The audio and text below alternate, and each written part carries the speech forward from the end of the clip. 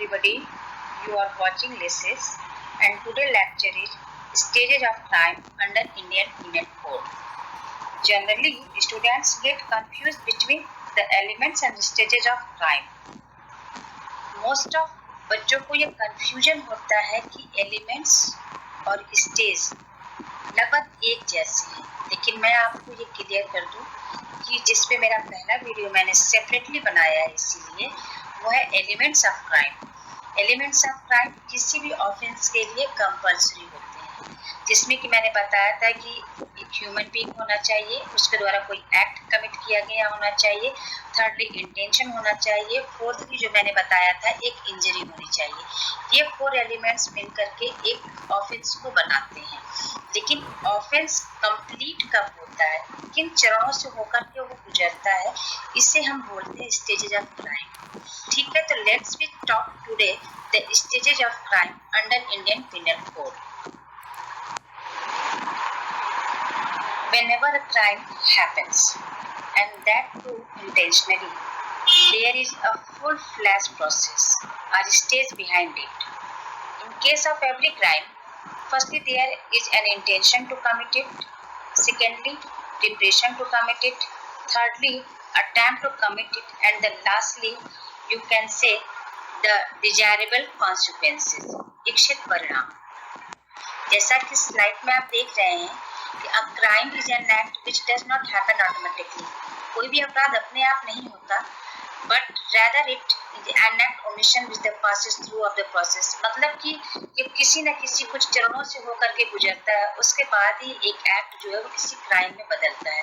तो various stages of crime, जैसा कि मैंने आपको स्लाइड में दिखा रही हूँ कि intention, preparation, attempt and commission, ये 4 स्टेज है। इससे अक्सर क्वेश्चंस पूछता है, सीरीज पूछता है कि इंटेंशन है, प्रिपरेशन है, अटेम्प्ट है, कमीशन है। इसे रिमेम्बर करने के लिए मैंने ब्रैकेट में, आप अगर देखेंगे तो मैंने एक इसका कोड बना के रखा हुआ है, IPAC। IPC को पता है इंडियन पेनल कोड, इसमें अगर आप ए मेंशन कर देते हैं तो intention, preparation, attempt and commission, these are the 4 stages of crime, जो आपको आसानी से याद भी हो सकते हैं और आप समझ सकते हैं। So firstly we take the intention. Intention to commit is not punishable under criminal law. हमेशा ध्यान रखिएगा कि अपने आप में इंटेंशन जो होता है कभी भी पनिशेबल नहीं है क्रिमिनल लॉ के अंतर्गत। एक्टस नॉन फेसिट रिया, फेसी मिंसिट रिया is a Latin maxim which translates into an act does not make a defendant guilt without a guilty mind. अगर आप लीगल मैक्सिम को लेके चलते हैं जिसमें कहा गया है कि कोई भी कार्य अपने आप में अपराध नहीं होता, किसी भी अभियुक्त को गिल्टी करने के लिए जरूरी होता है कि उसके पास एक गिल्ट माइंड हो। It translates into that act does not itself become guilty. कार्य अपने आप में अपराध नहीं होता जब तक कि उस कार्य को करने वाले का मन दूषित ना हो। ठीक है, लॉर्ड अरविंदर ने भी कहा था कि मेरे द्वारा मेरी इच्छा के विरुद्ध किया गया कार्य मेरा नहीं। मतलब किसी कार्य को अपराध होने के लिए, ऑफेंस होने के लिए जरूरी है कि उस कार्य को जिस इंटेंशन के साथ किया गया हो वो इंटेंशन भी गिल्टी माइंड से कंप्लीट भरा हुआ हो। So the intent and the act both must conquer to constitute a crime. It means कि इंटेंशन में और उस एक्ट में एक कॉन्कर यानी एक संगामी होना, उसका समुच्चय होना जरूरी है। The concept of mens rea include with the ambit intention. एक बहुत ही निश्चित सीमा बना रखा है। कुछ चीजें हमारी आईपीसी में भी दे रखी है। कुछ ऐसे शब्द जैसे knowledge, motive, recklessness and negligence, ये शब्द नॉलेज, जैसे आपको किसी चीज के बारे में ज्ञान था, एक को नॉलेज था कि बी के पेट का ऑपरेशन हुआ है और अगर एक मुक्का मैं कस के उसके पेट पर मारता हूँ तो उसकी किडनी से एक इंजरी होगी जिससे उसको कहीं ना कहीं ग्रीवियस हार्ट हो सकता है। तो ये नॉलेज जो है उसके इंटेंशन को बताता है। इसके बाद मोटिव, ए का बी के साथ झगड़ा हुआ नॉर्मली, लेकिन अगर ए का बी के साथ कुछ दिन पहले झगड़ा हुआ और बी ने उसको पकड़ के मारा तो उसके पास मोटिव था उस बदले को लेने के लिए। रेकलेसनेस, जैसे आप बहुत ही बुरी तरीके से रश ड्राइविंग करते हैं, आपको पता है कि आपकी सुरक्षा से कोई ना कोई लॉस हो सकता है। नेग्लिजेंस जो है वो एक उपेक्षापूर्ण कोई कार्य कह सकते हैं, या सावधानी नहीं दिया जाना नेग्लिजेंस के दायरे में आता है। तो ये कुछ ऐसे शब्द हैं जो कि अपने आप बताते हैं कि इंटेंशन इनमें बना हुआ है। आपको ध्यान रखना होगा कि इंटेंशन और मोटिव में बहुत ही माइनर सा डिफरेंस है, क्योंकि इंटेंशन किसी चीज को हम सोच सकते हैं कि हम ऐसा करेंगे, लेकिन किसी को मोटिवली, मेरे पास एक सॉलिड मोटिव है किसी को मारने का, इंटेंशन है कि मैं उसे पीटूंगा, लेकिन अगर कुछ दिन पहले मेरा किसी व्यक्ति से लड़ाई या झगड़ा हुआ है और उस किसी लड़ाई के दरमियान वो मुझे मिल जाता है और मैं उसे पकड़कर मारने की कोशिश करता हूँ, तो इट मीन्स मेरे पास मोटिव भी है और मेरा इंटेंशन भी था। तो ये दोनों एक फॉर्म का रिजल्ट मेंटेन करते हैं उस व्यक्ति के मोटिव के लिए। सो नेक्स्ट हम बात करेंगे preparation. The second stage of crime is preparation. This stage that the person prepare और डज एक्ट। इट मीन्स कि आप जो इसमें हम देखते हैं प्रिपरेशन क्या होता है, तैयारी में अपने आप में कोई अपराध नहीं है, यानी कि जो प्रिपरेशन होती है वो इटसेल्फ ऑफेंस नहीं होता है, सिर्फ कुछ एक्सेप्शनल कंडीशंस को छोड़कर इंटेंशन के बाद ऑफेंस की यह दूसरी स्टेज होती है और यह अपने आप में पनिशेबल नहीं होती है। ध्यान रखिएगा, फर्स्ट स्टेज और सेकंड स्टेज कभी भी पनिशेबल नहीं होती है, ठीक है। अक्सर क्वेश्चन पूछता है, इसलिए ध्यान रखिएगा कि तैयारी और इंटेंशन ये दोनों अपने आप में पनिशेबल नहीं होती हैं अंडर इंडियन आईपीसी। और वो एक्सेप्शंस यानी अपवाद क्या क्या है, सबसे पहले है सेक्शन 122। इसके लिए है कि भारत सरकार के विरुद्ध युद्ध करने के आशय से, इंटेंशन से आपने कोई भी जो भी वेपन्स या हथियार इकट्ठे किए हैं उसको करना आपके लिए गलत है। अगर आप 122 के अंतर्गत कोई कार्य करते हैं तो आप जो है बेगिंग ऑफ अगेंस्ट गवर्नमेंट करते हैं, जिसके लिए आपको प्रिपरेशन भी लेवल पे आपके साथ ऑफेंस कमिट माना जाएगा। Section 126 preparation to commit depredation of the territories of any peace with government of India. ये कहता है कि भारत सरकार के साथ शांति का संबंध रखने वाली शक्ति के राज्य क्षेत्र में आप कोई लूटपाट करते हैं या उससे संबंधित लूटपाट करने की तैयारी करते हैं तो भी आप ऑफेंस कमिट करेंगे। And section 399 preparation to commit डकैती। अगर आप डकैती से रिलेटेड कोई भी तैयारी करते हैं तो भी आप आईपीसी के अंतर्गत प्रिपरेशन के यानी सेकेंड स्टेज ऑफ क्राइम में ऑफेंस प्रिपेयर करने के रूप में आप लायबल माने जाएंगे। यहाँ पर मैंने कुछ और भी सेक्शंस डाले हैं जिनमें आप ये मान के चलिएगा कि ये वही ऑफेंसेस है जहाँ पर सेक्शन 233, 234, 235 एंड 399 जो है वो डकैती करने की प्रिपरेशन की बात करता है। 234 जो है काउंटरफीट बनाने की बात करता है, उपकरण आप उसको बेचते हैं या खरीदते हैं या किसी सिक्के के लिए आप कोई उपकरण बनाते हैं और उसका कोई काउंटर फीडिंग करते हैं, फ्रॉड डॉक्यूमेंट्स बनाते हैं, उसका कोई प्रिपरेशन करते हैं।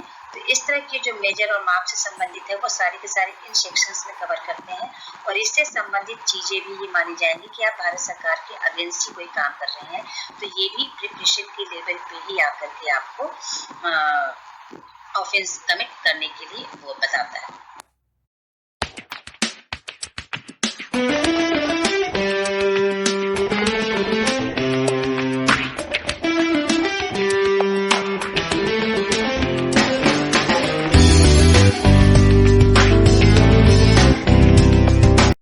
थर्ड एलिमेंट्स या थर्ड स्टेजेज ऑफ क्राइम जो होता है वो अटेम्प्ट है। अटेम्प्ट का मतलब होता है प्रयत्न करना या कोशिश करना।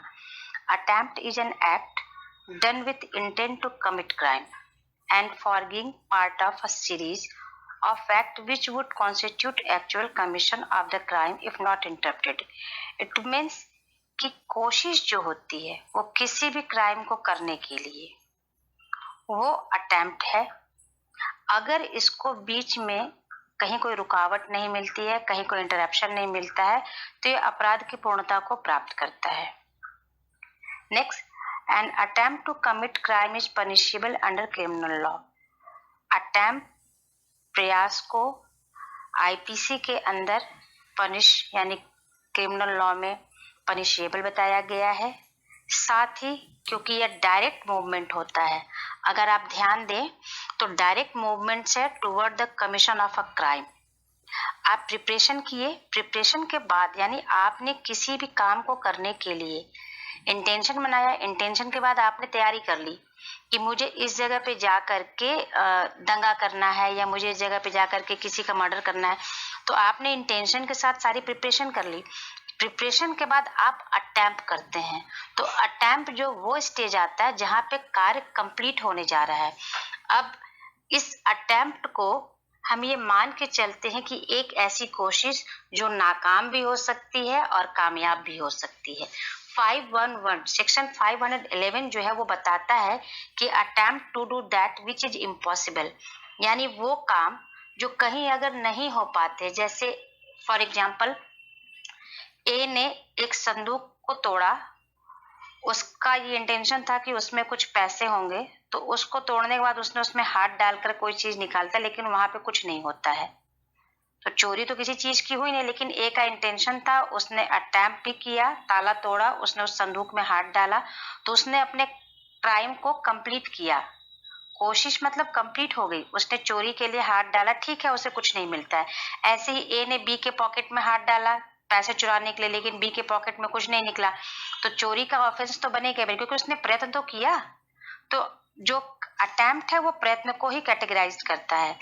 इसके साथ ही इंडियन पेनल कोड में प्रयत्न को कहीं भी डिफाइन नहीं किया गया है आईपीसी में, लेकिन इसके साथ ही कई चीजों में इसको डिवाइड किया गया, जैसे ग्रीवियस ऑफेंसेस में section 307, section 308, section 309 and section 393, और साथ ही कमीशन और जो कमिट है, इन दोनों को मिलाकर के जब कोई ऑफेंस दिखाया जा रहा है तो उसमें आप 196, 197, 213, 224, सेक्शन 239, 250, 385, 387, 389, 391, ये वो सेक्शंस हैं जो कि आपके शामिल है ऐसे अपराधों से जिसमें कि झूठे सबूत का उपयोग करना, गलत प्रमाण पत्र देना, किसी व्यक्ति द्वारा उसकी कोई भी विधि सम्मत आशंका पर रुकावट है, काउंटरफीट से संबंधित है, और साथ ही किसी भी वसूली के मामले से।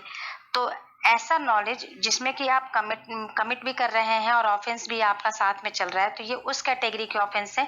लेकिन जो एक्चुअली ग्रीवियस हर्ट के जो मामले आते हैं उसमें punishable attempt to commit murder आ जाता है, कल्पेबल होमोसाइड आ जाता है, फिर कमिट सुसाइड आ जाता है, और साथ ही कमिट रॉबरी।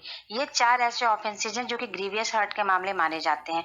और 511 जो मैंने आपको बताया है कि ऐसे कार्य जो कि इम्पॉसिबल होते हैं, जैसे ए ने बी को मिसकैरेज कराने के लिए मेडिसिन खिलाता है, ए प्रेग्नेंट नहीं होती है, लेकिन बी जब उसको दवा देता है तो हालांकि उसको कोई इंजरी नहीं हुई, उसका बच्चा कोई स्पॉइल नहीं होता है, लेकिन फिर भी बी अपने काम के किए हुए कर्तव्य के प्रति लायबिल होगा।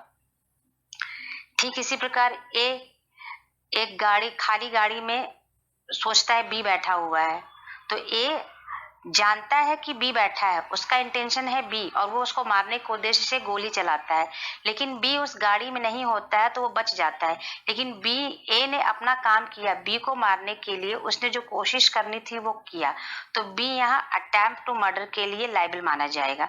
तो ये वो कंडीशंस है जहां पर हम अपने तीसरे स्टेज में आकर के अपने काम को पूर्णता प्रदान करते हैं। There are 3 essential element of attempt के लिए आप कह सकते हैं दिया गया है कि पहला, अपराध को कारित करने की मनस्थिति होनी चाहिए करने के लिए। उसमें है एक अवेल एंड Mishra versus state of Bihar AR 1961 का, और एक in state of Maharashtra versus Mohammad Yakub. ये दो बहुत ही इंपॉर्टेंट केस है कि अटेम्प्ट रिलेट करते हैं, जो 1998 का, सॉरी यहाँ पे 1998 होना चाहिए, बाय मिस्टेक 1961 हो चुका है, तो 1998 होगा यहाँ पे, 1 मिनट, 98 होगा। Okay, and so avail Mishra के केस में भी यही रहता है कि ये स्टूडेंट्स होते हैं और ये अपने सभी एक्सपीरियंस सर्टिफिकेट वगैरह को लगाते हैं, लेकिन चूंकि इन्होंने सब कुछ गलत और फ्रॉड तरीके से लगाया था, इसलिए इनको जो है चीटिंग के लिए छल के प्रयत्न का दोषी पाया जाता है और इनको यहाँ से क्राइम ऑफेंस माना जाता है। एंड फाइनली हम बात करते हैं final stage of crime is commission, यानी आपके द्वारा किया गया वो कार्य जो कंप्लीट होता है, अपराध की पूर्णता। जब किसी आपराधिक कार्य को करने की दिशा में कोई कदम उठाकर आपराधिक या क्रिमिनल ऑफेंस कर दिया जाता है तो यह मान लिया जाता है कि वह ऑफेंस कंप्लीट हो गया। जहाँ एक व्यक्ति किसी दूसरे का मकान जलाने के लिए माचिस खरीदता है, एक एग्जाम्पल है, वहाँ उसे लेकर वह जाता है और माचिस जलाता है। यहाँ तक प्रयत्न की अवस्था रहती है कि वह माचिस लेता है और वह लेकर जलाने की कोशिश करता है, लेकिन जैसे ही उसने माचिस जलाकर उसमें आग लगाना चाहा और माचिस बुझ जाती है तो यहाँ प्रयत्न का अपराध घटित हो जाता है। इट मीन्स माचिस लेके खरीद कर रख लेना ऑफेंस नहीं था, इंटेंशन था, माचिस लिया और रख लिया, परचेज किया, प्रिपरेशन भी ठीक था, लेकिन प्रिपरेशन के बाद जब उसने अटेम्प्ट किया, माचिस को जैसे ही उसने जलाया, उसने उस अपराध की पूर्णता के प्रति अपना कदम उठा लिया। तो भले ही वो माचिस बुझ जाती है और आग नहीं लग पाती, लेकिन माचिस जलाने मात्र से ही उसने अपने क्राइम के कमीशन को कंप्लीट कर लिया। वहीं पे ये fourth stage of crime complete होती है और उस समय की स्थिति है वहाँ तैयारी और प्रयत्न दोनों सफल हो जाते हैं। वहां पर अगर ये माचिस नहीं बुझती तो उसके मन में जो इंटेंशन था, जो भी उसका मोटिव था, जो भी उसने एक्ट किए विद इंटेंशन, उसने प्रिपरेशन भी की, माचिस खरीदा, माचिस खरीदने के बाद उसने माचिस को जलाया, रॉन्गफुल एक्ट भी किया, और अगर उस माचिस नहीं बुझती और उससे उसने उस घर में आग लगा दिया होता तो वह कार्य और प्रयत्न दोनों ही उसके सफल हो जाते। तो इस तरह से उसने अपने काम को पूरा कर लिया, ये मान लिया जाता है। तो आई होप आप सब लोगों को एलिमेंट्स ऑफ क्राइम और स्टेजेस ऑफ क्राइम दोनों समझ में आ चुके होंगे। अगर आपने स्टेजेस ऑफ क्राइम से पहले मेरा वीडियो एलिमेंट्स ऑफ क्राइम पे नहीं देखा है तो प्लीज उसे जाकर के जरूर देखिएगा। और सो थैंक यू, मुझे लाइक करें, शेयर करें, सब्सक्राइब करें। थैंक्स।